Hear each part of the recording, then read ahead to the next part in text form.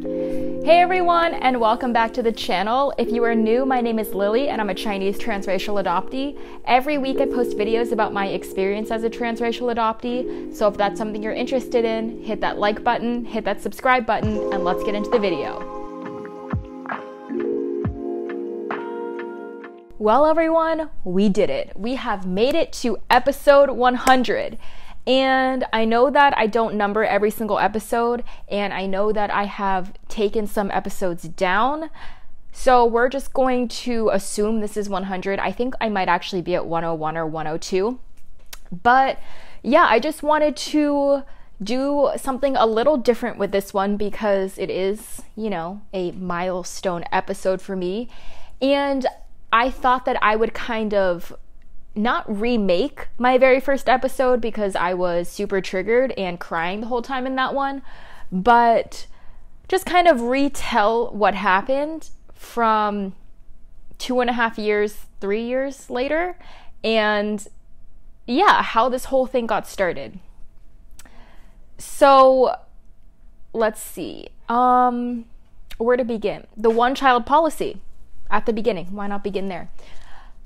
I had very mixed feelings about it for a lot of my life, and that's normal with adoption because that policy took away an entire family, it took away an entire identity, and it was likely the reason why this whole adoption story got started. But I also have an amazing adoptive family. I love them. I love my life right now. It's complex. There's always these happy and sad moments. And so when the one-child policy was abolished, or rather changed to a two-child policy, I had very mixed feelings about it. And around the time that I started graduate school, I penned an essay about the one-child policy and my thoughts on it being abolished. And I decided to start posting it in some adoption groups because I was living in a brand new city.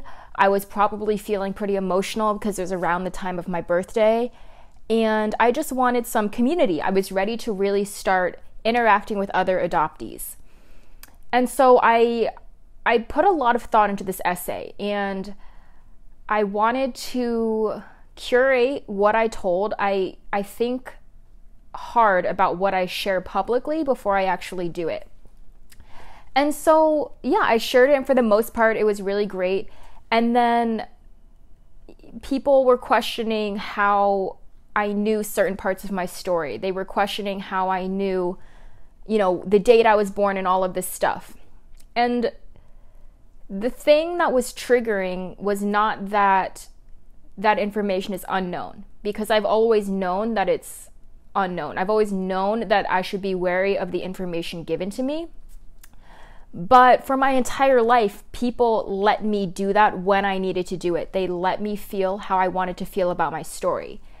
And so I was triggered because out of an entire essay, people wanted to focus on 1 or 2 sentences and nitpick and nitpick and nitpick.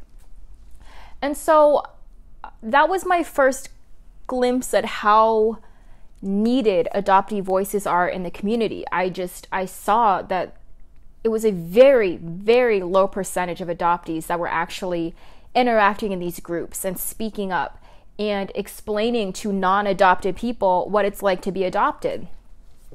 And then around this time, my essay started gaining traction, and I was reconnected with one of the women who cared for me at my group home. And that was just incredibly emotional because up until that point, I hadn't reconnected with anyone who knew me in China, with anyone who knew me before I was adopted.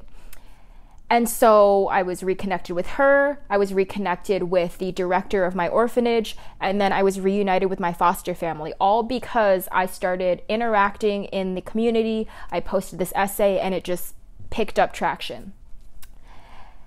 And yeah, I wanted to reiterate the fact that I was so triggered by people nitpicking at my story because no one had ever done that to me before. I had always been validated. I had always been supported. And I think that's why I really try to speak up now, because having that support is indescribable. And I truly cannot, well, up until when I posted my essay, I couldn't imagine being invalidated and gaslit, I don't know, and just have people invalidate you by focusing on very specific things of what you're saying and not understanding the big picture, or choosing not to understand the big picture because they have a different agenda than you.